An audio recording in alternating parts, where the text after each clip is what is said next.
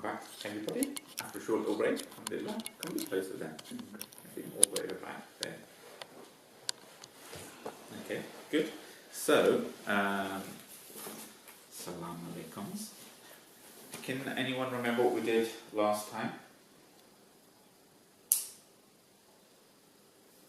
No? It's a while ago. Any idea? So we're doing the Medina Seerah. So lesson 76 we did the lessons from the Hijra. The last session 77 we did the building of the Prophet's mosque. So we talked about how the Prophet built his mosque. Any questions from last time about the building of the mosque? No? I actually had 3 questions emailed to me or WhatsApped to me. So from one of the people who'd listened online, and they just wanted some more clarification about the role of women, especially with regard to the mosque, and where was the mosque built, how did they choose it, and just some clarifications. We talked about how angels praise people who gather for to discuss Islam or praise Allah, and we talked briefly about how in the early days, all throughout really, women were allowed to go to the mosque. They had their own section at the back of the mosque. They used to go in through the doors, and later on it was suggested that they have their own entrance, a separate entrance for the ladies only. But they were an active part of establishing the Muslim community, and they had an active role in the mosque. It's not like some mosques or masajid nowadays where, for whatever reason, they don't allow ladies into the mosque. But if you could say, going back to the early days, there was no prohibition on ladies going to the mosque. The only thing that there was that for Salatul Jummah, Friday prayers, obviously it's compulsory on men to attend the mosque to do Jummah. That compulsion isn't there for the ladies. They can pray their Jummah at home. So some people then use that as incorrectly to say that ladies should pray at home, but actually no, they used to go to the mosque and pray there. The second question was, where did they choose to build the mosque? Can you remember how the place of the mosque was chosen? So the Prophet's camel that he arrived on, he let it wander through Medina, and he said, "Don't touch it because it's being guided by Allah." And then we just lay down where the Prophet was. That's right, excellent. That's Excellent. Islam. So yeah, that's right. So basically, as you said, the Prophet let the mosque roam around, and said, "Don't pull it here and there," because people were trying to pull the camel to go in different directions, and saying it's being guided by Allah. And then where the camel sat down, that was where they chose to build the mosque, and it belonged to 2 orphans. And Prophet offered to buy, or said he'll buy the plot of land, and the orphans said that they're happy to donate it to Prophet, and it was just a patch of land where they used to dry their dates in the centre of town, because the actual marketplace was on the outskirts of town at the time. So that was that. And the third question that somebody had asked me from seeing the video was just an explanation of the hadith around angels coming to any gathering. So there were quite a few hadith about it. So when the Prophet says that people gathered to praise Allah, to talk about Islam, like a little like this, the angels come down. Allah sends his sakina, his tranquility, and his rahmah, his mercy on the people. And the angels, they then spread their wings and protect the people who are in the gathering, Islam, and they then go and report to Allah subhanahu wa ta'ala saying, "These people are gathered praising you," and then Allah praises them, or praises the people who are gathered. So when we are gathered together in remembering Allah and praising Allah, our names are mentioned in a higher audience. And what is that higher audience? Literally and, metaphorically. So we're praising Allah now. We're discussing Islam. We're trying to get closer to Allah. So what is the higher audience that is actually praising us for praising Allah? Allah's presence. Yeah, develop it a bit more. And the angels. That's right. So Allah is praising us to the angels. I mean, you can't get much better than that, can you? So that's the benefits of getting together and talking about Islam. So those are the benefits. And as I say, these were 3 questions that were sent to me from the YouTube session last time. Any other questions around how the Prophet ﷺ built the mosque last time? No. Okay, good.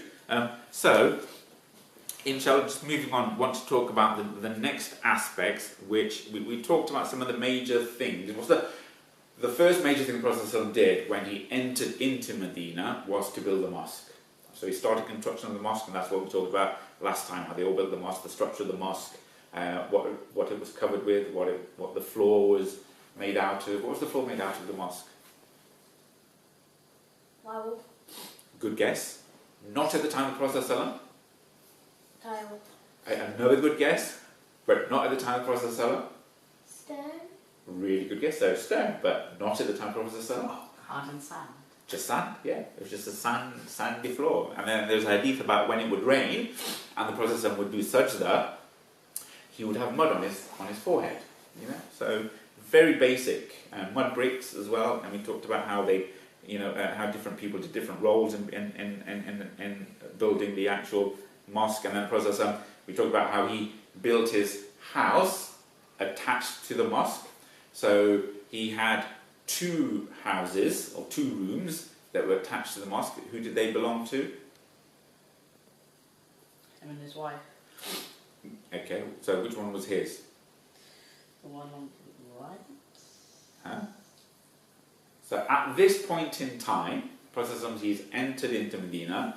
How many wives does he have, or how many wives has he had? 1. So what? Which one? What are you answering? The wives.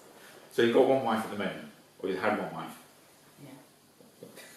He's had 1 wife. Who is that? Khadija. Okay. And then she passed away. Okay, and then what happened? He was very sad for a while, and the Sahabi encouraged him to marry again. So who did he marry? Who did he marry? Who was his first wife after Khadija? Sauda. And then he was also betrothed to who in Makkah? As in, who did he get engaged to? Ruqya. Good guess, but not quite. Aisha. A lot of the early hadith we have are from Aisha as well. So he had these 2 wives had their houses built attached to the mosque, house of Aisha and house of Sauda. So they were, because you've got the firm brick wall of the mosque, and then on the outside of that you had their houses, and then some of the other Sahabi, they built their houses there as well, right? And Rasulullah, he'd have his own personal entrance from his house to the mosque. And then for those who've had the privilege of going to the Prophet's mosque that's currently there in Medina, the Prophet said that the distance between, or the space between his house and the mimbar is what? So, it's a part of the Garden of Paradise. So it's called Riyadh al-Jannah, or the Roda. Okay?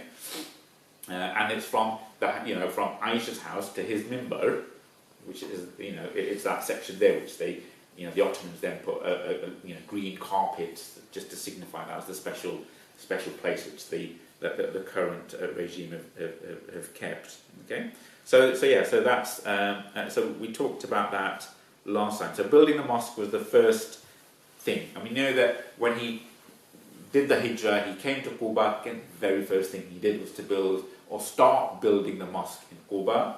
And he didn't see it finish, a few days later he went into Medina and started building his mosque there. We talked about where the people he stayed with in, what was the name of the Sahabi whose house Prophet ﷺ stayed with when he entered?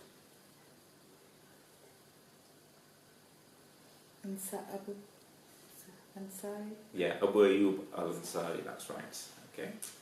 And then we talked about how initially Prophet ﷺ was on the ground floor, and then the water dripped, and then they switched over and moved to Prophet ﷺ moved to the upper floor. Okay, so excuse me. You know the term Ansaris yes, is used for the helpers. yes, So why is that? because Allah calls them the helpers in the Quran, and it's a title, and it's an honor. They're the ones who helped establish Islam.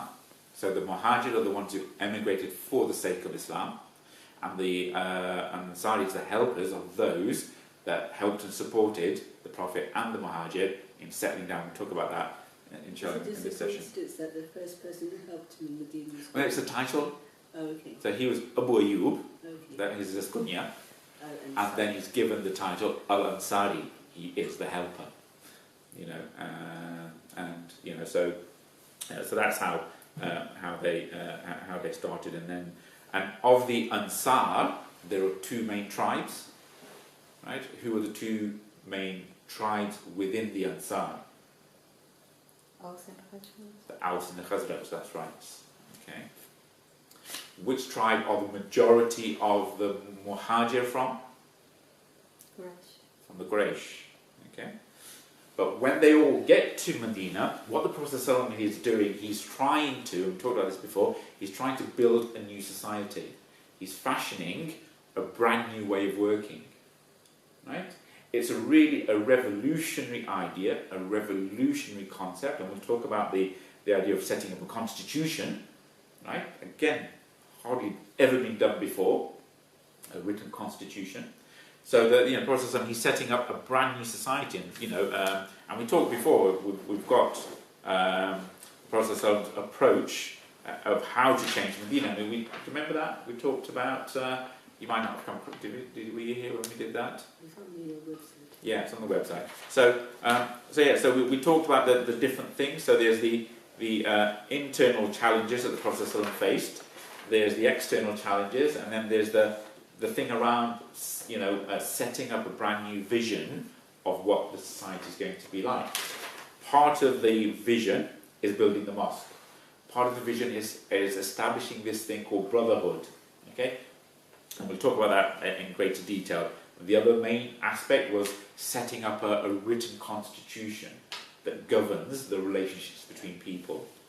The other things that we will talk about, and we mentioned when we talked about this, was about how Prophet rebranded the whole society, rebranded Yathrib into what? Medina, right? So there was a rebranding exercise, and they was not allowed to use the old words, the old terminology, right? Getting rid of some of the old practices that they used to have around tribalism, nationalism, right? So there's a rebranding exercise that happens. And there's a focus now on your belief in your faith.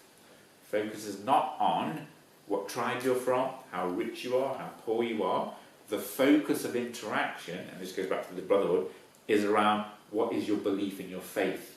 So it elevates the importance of what we believe. Right? So it's saying that one of the most important things in society is actually your value system. And you derive your value system from what you believe. And that is what Prophet is trying to say, rebrand the society and refocus how they live and think, how they act. Because your actions come from what? Your intention. Your actions come from your intentions. And where do your intentions come from? Thoughts. Your thoughts and ideas. Okay? So you sort out your thoughts and ideas. That then influences your intentions. It then influences your actions. Okay.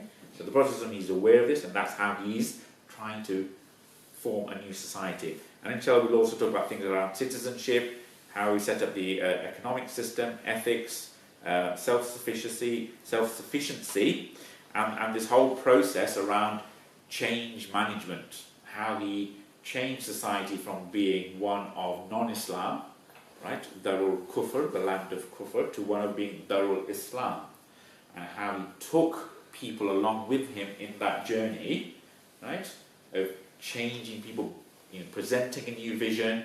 And you've got different types of people, who resist the vision, who support the vision, and those who just get swept along. Okay, so you find these types of people, all through your life.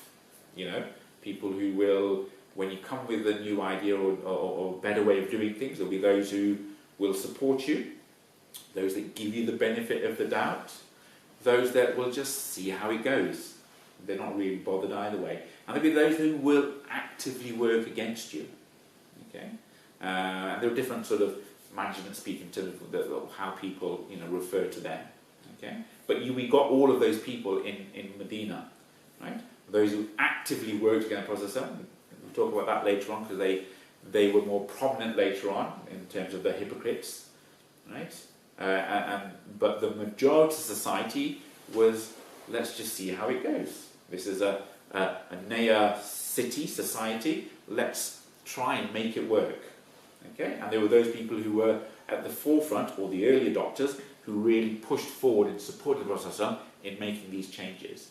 And again, when you're trying to change things, right, you've got to be aware of these types of people. And the Prophet was.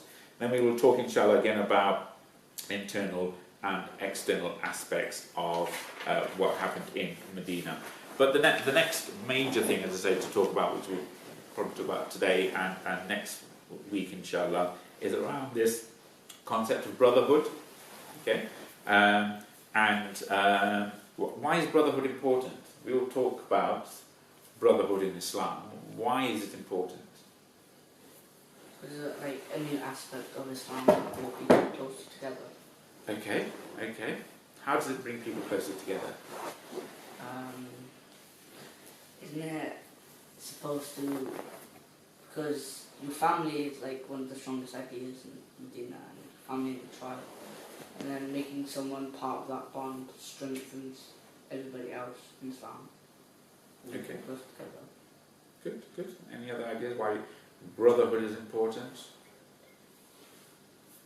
Because your like Zane said, your family ties are the most important ties you're going to have, or one of the strongest ties you're going to have. Yeah. Then if you're making everyone in your religion as strong as those family ties, when other ideas or other things attack your belief, you're gonna be going to attack it like you would if someone's attacking your brother or sister. Very good. Okay, so there's that sense of solidarity, of belonging, of support for people who think like you, have the same values as you. Okay, good. Any other thing around why brotherhood is important? So when we talk about the Prophet, he set up this concept of brotherhood. How did he go about? How can you go about setting up a new system of brotherhood? How would you do it? How would you do it? It's easy to say you've got to treat each other like brothers, right? But what does that actually mean? Go on. Care for them. Have to care for them? Yeah, very good. How can you demonstrate that you care for them? Protect them. Protect them. Good. If they need money or something, you could give it to them. Give them financial support. Excellent. Good. Look after them, really. Check up on them. Check up on them. Fantastic. Yeah. How else can you? You're right, all of you. How else can you set up? This. Increase this. Or demonstrate brotherhood. I mean, you're all right. I mean, I'll go back onto or I'll start with the Quran. Allah says in translation in the Quran, and hold firmly to the rope of Allah all together and do not become divided. And remember the favour of Allah upon you, when you were enemies and you brought your hearts together and you became by His favour brothers, and you were on the edge of a pit of fire and He saved you from it. Thus does Allah make clear to you His verses that you may be guided. Okay, and that's in Surah Al-Imran. In Surah Al-Anfal, He brought together their hearts. And this is really important. If you had spent all that is in the earth, you could not have brought together their hearts. But Allah brought them together. Indeed, He is exalted in might and wise. Okay?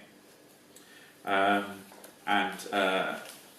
Surah Al-HISC, again, Allah says in translation, and for those who were settled in Medina and adopted the faith before them, they loved those who emigrated to them and find not any want in their chests or the breasts of what the Muhajir, the emigrants, were given, but give them preference over themselves, even though they are in privation.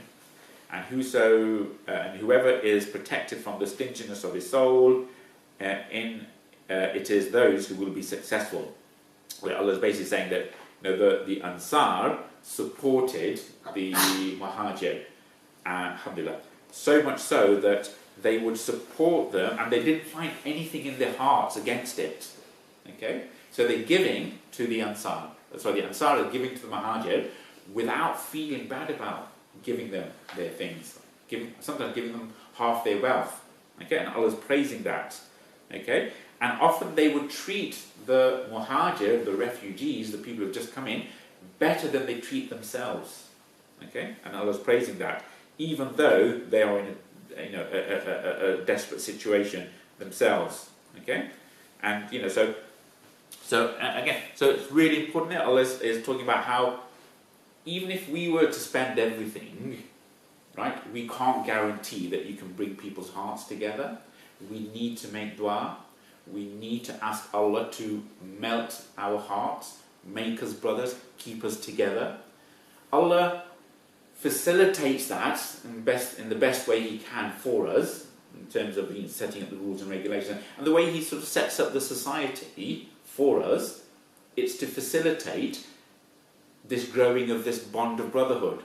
So a lot of our actions are social actions, right? We pray, we should pray in Jama'ah. We go to the mosque together, right? We do Ramadan together, we do Tarawih together, right? We try and see each other regularly. So this is about increasing the brotherhood. Even when you go and visiting people, it's encouraged that you go and you give gifts. And that's a way to, melt people's hearts together. Okay? So, a lot of these things, even you go on Hajj, you strip away everything, and you're all there together in that sense of brotherhood. And as part of that, people are encouraged to, go meet with everyone before they go for Hajj. Right? It's a long, traumatic journey. Ask people for forgiveness, right? And that is part of the importance of going for Hajj, right? That you go and you ask people forgiveness, okay? Because you want Allah to forgive you. And by and large, virtually everyone does that. There are a few people who don't. But most people, they would want, to increase that brotherhood between each other and not be so arrogant to think that they don't need to ask for forgiveness from each other. So a lot of these rules, a lot of these social interactions are around increasing the brotherhood between us. So Allah says He's facilitated this special bond between the Ansar and the Muhajir. And we've got to be thankful for that, and Allah refers on to that. But there are other specific things that the Prophet ﷺ did when the Muhajir got to Medina. He sat down in the house of, I think it was Sa'd, and they paired up the Muhajir and the Ansar.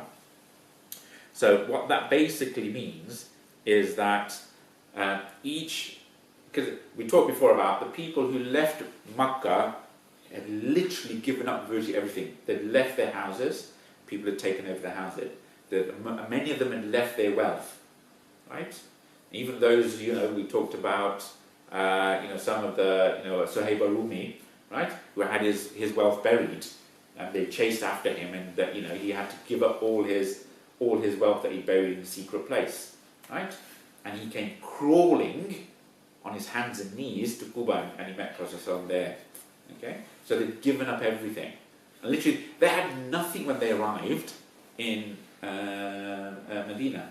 Medina didn't have any hotels, didn't have any refugee camps, it didn't have any way of, welcoming these people. So what they'd done, what the Prophet had done, he paired up families or people. So he paired up families with other families, and he paired up bachelors with other bachelors. Okay. So he sat down and he had a sort of conference with the people, with the leaders in Medina, and he asked them about the different qualities and the different aptitudes that different people had, and then he would specifically pair up individuals with other individuals, okay, and they actually became brothers by law. So they shared the same inheritance rights. They shared the same rights as family. So they physically, to all intents and purposes, were brothers by law. Right? So he made them akhi, okay, and it's called the mu'akhar, okay? So they were actually as good as blood brothers. And some famous pairings, which I'll come on to in a second. Another question? They didn't have this concept of hotels or guests and stuff, but wasn't it Arab culture, wasn't it Arab tradition to accept anyone who came to their town as guests and welcome them? So there was a concept of hospitality, right? But the Arabic concept of hospitality that was again adopted by the Prophet ﷺ, was that you are obliged to be hospitable for how long? 3 days. Okay? So for 3 days you welcome your guests, and after 3 days you have every right to say 3 days is up, and you ask them to leave, or generally they would leave of their own accord. Right? Anything after 3 days, according to our religion, it becomes like a sadaqah. But they have the tribals have a right, and some of these people have been there for a number of weeks, because after the third pledge of Aqaba, the pledge of war, people started leaving. And the Prophet was the last one to leave. They're already there, but there's no infrastructure, there's no welfare state, there's no way of supporting these people. Right? But this was the Prophet specifically pairing up families and pairing up people and making them actual brothers. Right? So they shared the same rights, and if one brother had died, then the other one would get the rights of the family in inheritance. And this was only abrogated much later on. And do you know when it was? Or what famous thing happened that then meant that it was general knowledge that this stopped? I mean, it's linked to when people found out that Zayd was no longer he was the adopted son, wasn't he, of the Prophet? And Allah says, look, actually, from now on, it's your actual blood relations who are your blood relations that have a right over you. Everyone else, so that's when it was essentially cancelled out. Okay, but up until then, they were paired up as actual brothers. Okay, and there are some very famous stories around that. So you had a question? I'm not asked, but I'll answer the question. Okay, so there was one of the pairings is Salman al-Farsi and Abu Darda, and again, so it's a famous hadith where Salman he's staying with Abu Darda, who's quite he's a bit of a warrior, and he's a very famous Sahabi, and his temperament is one of what we call a zahid, so he doesn't like worldly things. Okay, so he's not one for luxuries. Okay, so Salman, he's there in his house, and Abu Darda's wife comes in, and these are the days before hijab, and Salman is having a conversation with Abu Darda's wife and says, look, and she was dressed in a way that was very casual, and she hadn't put on any makeup, and she was a bit sort of dishevelled. And so he goes to, so Salman says to Abu Darda's wife, because again they're brothers, says, why are you dressed like that? Surely you should, look good for your husband. So it's good to look good. And she goes, well, he's not interested in that type of thing, right? And then he goes, and then Salman again, he took that back. And then when Abu Darda, he came back later on, Abu Darda, he was fasting, and so Salman said, I'm not, come eat with me. And then Abu Darda said, no, I'm fasting. And I go to Salman insisting that you have to come and eat with me. I go, no, I'm fasting. And I'm not going to, Salman said, I'm not going to eat until you eat. So he forced Abu Darda to break his fast. Now this is a nafil fast, it's not the Ramadan fast, it's a nafil fast. So you're allowed to break it, okay? So then he broke that, and then he told Abu Darda to go, spend some time with his wife. And then Abu Darda, in the night, he wanted to stay up and pray. And Salman said, "Don't go to sleep. Don't pray the Hajj. Go to sleep." And then Abu Darda got up again, and Salman told him to go back to bed. And then later on, in the very end of the night, he woke Abu Darda up and said, "Now you can pray." And then Salman said, that your body has a right over you, your family have a right over you, and Allah has a right over you. So Abu Darda, he got quite upset with this, and then he went to Prophet the next day and said, "Look, this is what happened, and this is what Salman said, and I had to break my fast, and then he didn't let me pray at night." And then the Prophet said, "Yeah, Salman is right. This is how you should act." Okay. So again, that's one famous story. Another famous story is Abdurrahman ibn Auf. He was paired with Sa'd ibn Rabia. Now, Abdurrahman ibn Auf was very rich when he was in Makkah, and he had to leave all the wealth, and he came with literally nothing. Sa'd ibn Rabia, he was a very rich and wealthy businessman. So the process, you can see, he's pairing up the right types of people. Okay. So, and does anyone know the famous thing that Sa'd said to Abdurrahman when he welcomed him into his house and they were told to be brothers? No? Is it like what's mine is yours and what's yours is mine? No, it was more than that. It's not what... Abdurrahman doesn't have anything, so it's, so he doesn't, but it's on those lines. Let's split his whole house in half. Yes. He says, I've got a 2-story house, okay? I'll cut it in half, essentially. You can choose whichever floor you have, okay? I have 2 wives. I will divorce one, and you can marry her, and you choose which one you want. And I have a lot of land and gardens. I have 2 gardens, right? You choose which garden you have, and that becomes yours.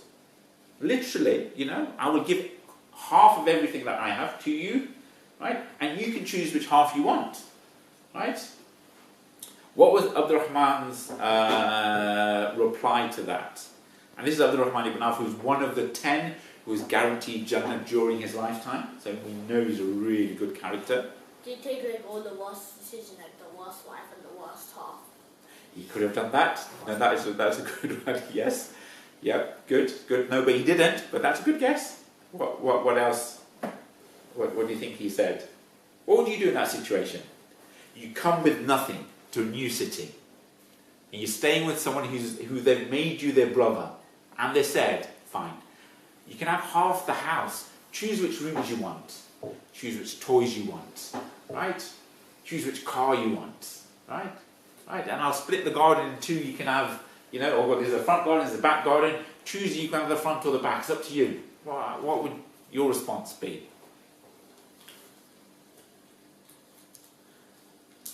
Okay, so Quran said, thank you for your generosity. May Allah give barakah in your life. But show me the way to the market. Yeah? Show me where the souk is, and I'll go and make my own wealth. And that was his response. So he went, did a bit of bartering, trading, and within a few weeks, he earned a bit of money, looked after himself. Within a couple of months, he'd earned enough money to get married. And then he bumps in, or the Prophet bumps into him in town, downtown. And the Prophet notices some saffron on his cheek, right? And the ladies wear saffron. And he goes like, what's this? Why have you got makeup on your collar, type of thing? And he goes, oh, I got married. And the Prophet says, okay, okay. What did you do? What did you give your wife as a mahar? Because I gave her a date seeds, worth in gold. So within a few weeks, he'd earned enough to earn a bit of gold, and part of that gold he gave as a wedding gift to his wife. And then the Prophet, again, it's a famous hadith, told him to do one specific thing, because he hadn't heard Abdul Rahman got married, so he said, what you need to do is... Give some jiba. No, something else. Do a walima. Do a walima, invite people, sacrifice, do a walima, and make it a social thing that everyone knows that you've got married, type of thing. Okay. So there you can see some famous pairings of people. Okay. So any questions before I just sort of talk about those things or some other aspects of brotherhood? Yeah. So the first time the walima was introduced. I'm not saying it's the first time it was introduced, but that's a famous hadith that's in all the books around. Okay, now you need to do a walima. Okay, as a tradition, it was probably done before, but the Prophet he's codifying it. Maybe, I've not looked into it in that much detail, but that's the hadith that is often used as reference to for the necessity to do a walima. Is there, before this, is there any example of any other prophet's time of this sort of thing that happened between Muhammad and Ansar? In our prophet's life or previous prophets? Previous prophets. No, because because those prophets were sent as prophets to their people. So their message was confined to that tribe or that group, Bani Israel or the others. So all the messages were basically focused around them. And the Prophet his was a universal message. Okay? And again, so he's transcending these ideas of tribalism and nationality and nationalism, all that sort of stuff. So it wasn't really there. We get a semblance of there are aspects of that sort of tribal culture with some of the other prophets, when after Musa alayhi salam, when they were in Palestine, trying to set up, somewhere to live, but there was never that sense of, I've not come across that sense of pairing. It's not recorded like that. So as far as I know, it's quite a unique situation. And again, Allah says it's Him that brought the hearts together.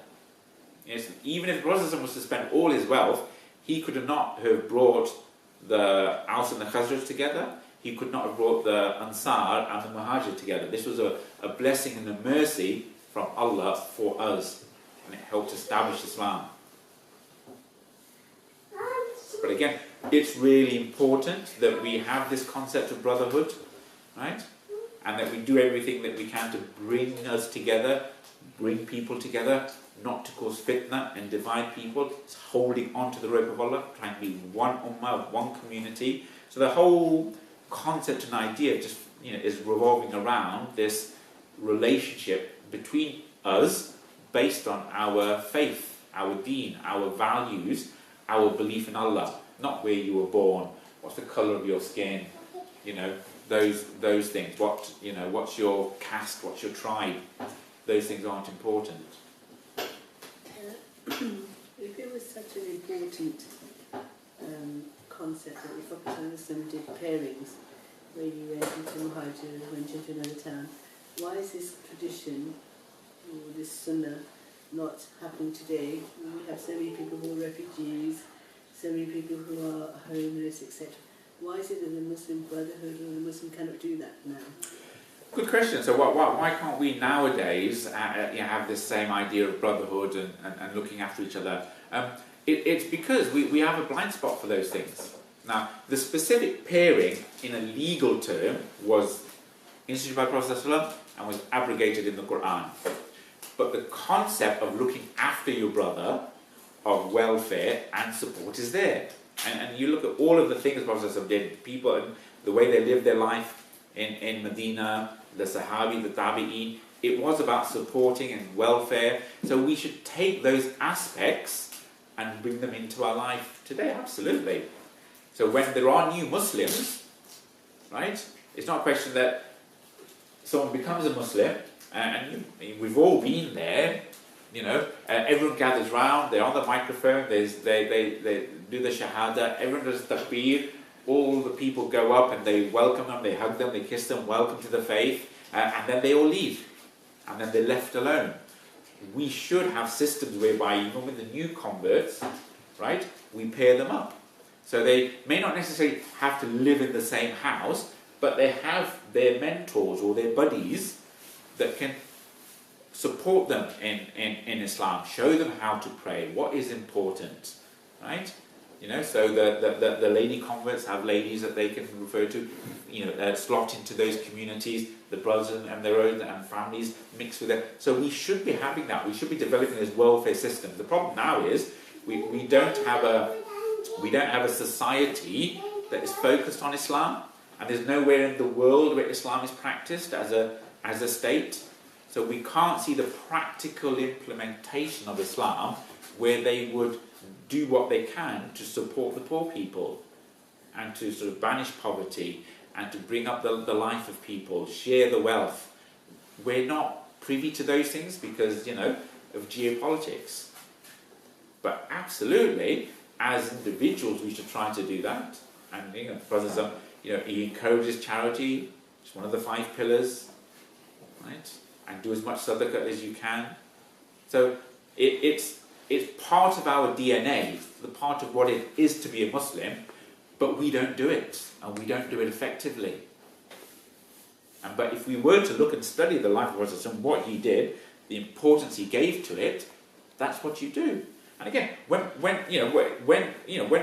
brothers or people fall out, right, as it always happens, family and people fall out, right, for 3 days, it's sinful for them not to talk beyond 3 days, right? So if someone's upset with you, you can go up to 3 days without talking to them. After that, you become sinful, right? So if people are upset with me, I offer to talk to them. They don't want to talk to me. The sin is on them after 3 days. People try to bring families together, try to bring people who've fallen out together, right? If there are people who refuse to engage in that, they are sinful after 3 days. Because that is how important this concept of brotherhood is. And that is one of the ways in which it is permissible to tell an untruth, is to bring brothers who have fallen out together. But what we find nowadays is people don't do that. People are too arrogant to sit down and admit their mistakes. And people go beyond, families go beyond 3 days without talking to each other. People in the community go, beyond 3 days without talking to each other. And other people don't care. The sin is on the community if they don't make an effort to reconcile people's hearts. And certainly the sin is on those individuals who refuse to engage after 3 days. So you can see a lot of our rules, even specifically in Islam, are around nurturing brotherhood, nurturing the togetherness. A lot of our worships are social worships where we get together. We do iftar together. We do tarawih together. We do Jummah together. It's about this sense of togetherness because Allah knows the more we meet each other, and the stronger the bond is, the more we support each other. And we don't cause fitna and dividing. So we choose to have these blind spots, but if we look, the rules are there in Islam, and we should encourage each other to be together. We are one brotherhood, and we'll talk about that more inshallah next week and the week after that, in terms of the rules of citizenship as well. I think that there are very good examples, internationally, what Turkey done for Syria and what Pakistan done for Afghanistan, what at the time of partition people done in parts of Pakistan when people come from India, you see that, so I think there is still implementation of that. Because it's in our DNA. It is to be a good Muslim, you have to be like that. And for those who hold Islam dear, they are like that. That you see them demonstrating that. It's part of who they are as Muslims. They are generous to people. They are welcoming to their brothers. They don't cause fitna. They don't backbite. They don't turn away people. It's who we are as good Muslims. And the more you practice Islam, the more you study Islam, the better you are at doing these things. And you're right. And for those people in those societies that profess Islam, that hold Islam as a dear value, they will do those things. And it's for us to become more Islamic, get closer to the Quran, get closer to the Deen and the Seerah of Prophet ﷺ, in order to do those things and to make sure that therefore Allah will be pleased with us. Right? And we do it for the sake of Allah. We don't do it for the sake of praise or whatever else, all these things. And again, Allah is specifically praising the Ansar in the Quran, saying the Ansar, they're doing it selflessly. They're supporting the Muhajir, even though it goes against themselves, even though they're in a poor situation. So they find nothing in their hearts against them. And so much so, and I'll finish here in the next few minutes, so much so that the Muhajir became upset with the Ansar. And they went and they complained about the Ansar to the Prophet ﷺ. Do you know what that complaint was? So this is the situation. The Ansar, they are generous. They are so generous towards the refugees, to the Muhajir, that the Muhajir went and complained to the Prophet ﷺ that the Ansar are too generous. How does that work? What was the actual complaint? Do you know what the complaint was? Have a guess. Have a guess. If you were in the situation of the Muhajir, why would you be complaining about the generosity of the Ansar? Making them spoiled and lazy. That's a good one. They're making them spoiled and lazy. That's a really, really good one. But that wasn't a specific complaint. There's not enough for themselves. No, that's a good one. Not leaving enough for themselves. Why else would you think the Ansar are being complained at by the Muhajir to the Prophet? Because they won't get anything on time. They'll feel bad if they... Really? So they'll feel bad that they can't give anything back? Right? What is the actual complaint? It's a really famous hadith as well. And there's a lot we can learn from this hadith. Go on. Is that because they're giving too much charity, nobody else has to give them charity?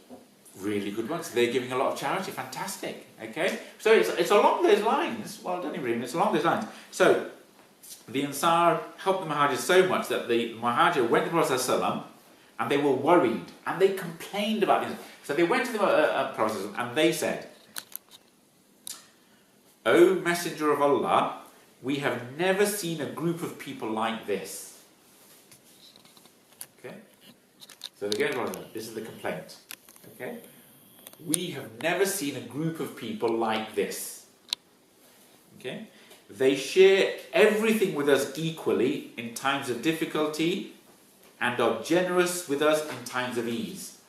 So when things are hard, they're straight down the middle. They give us everything in halves. And when things are good, when the harvest is in, they give us more than they take for themselves. Okay? And then this is the main complaint. They have taken care of our needs and allow us to share in the good. Okay? So, they are worried that the Ansar will take all the benefit. They will get all the barakah. Do you understand? It's a completely different mentality. They are so generous that they're going to get all the barakah for everything that they do. Right? So even when the Ansar, they came to the Prophet ﷺ and they said, we have all these date palms. We will split them in half and give half to the Muhajir, and we'll take the other half. Prophet ﷺ said no. What was the Prophet ﷺ's compromise? He didn't want them to go split it in half. What did he say? And it shows the wisdom of Prophet ﷺ, because he's thinking 2, 3, 4 generations ahead. Any ideas?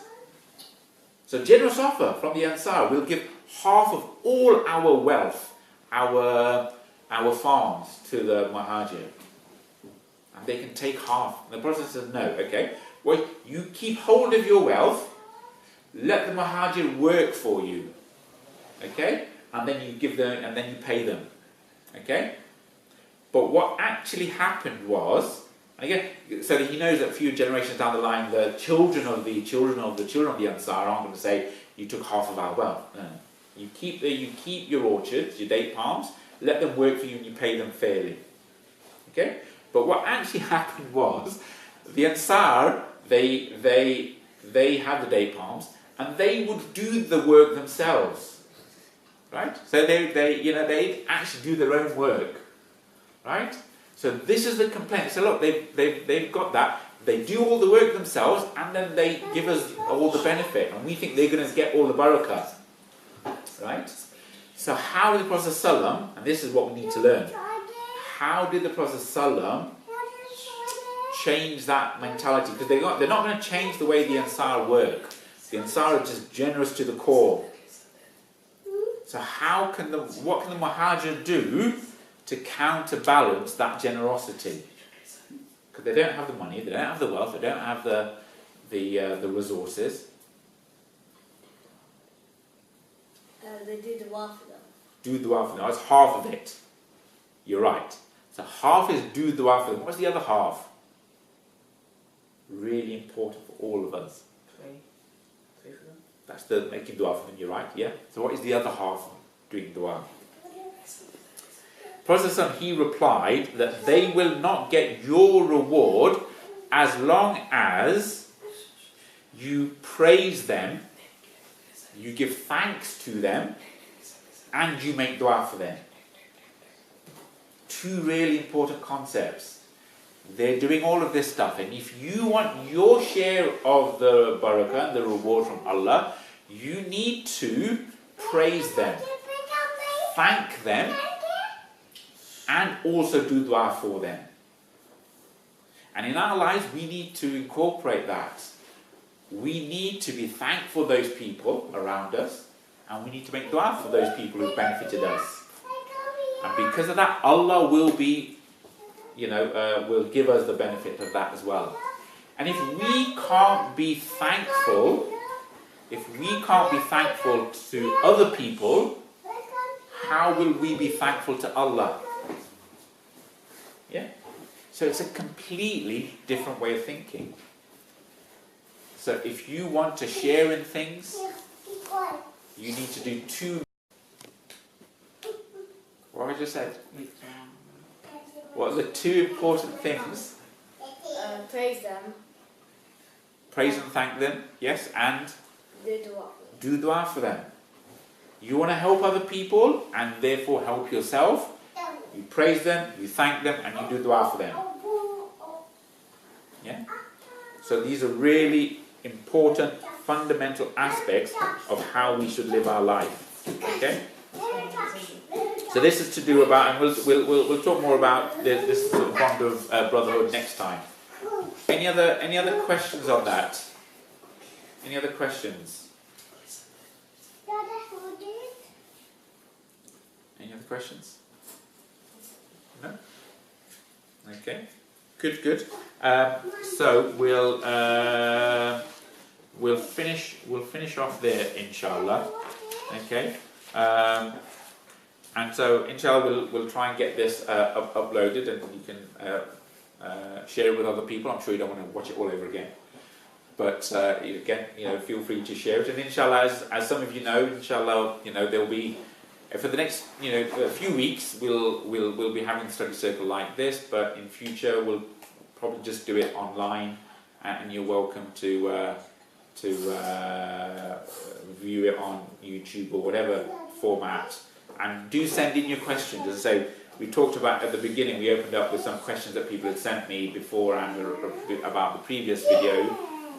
If you have any other questions, do send them in, WhatsApp, email, and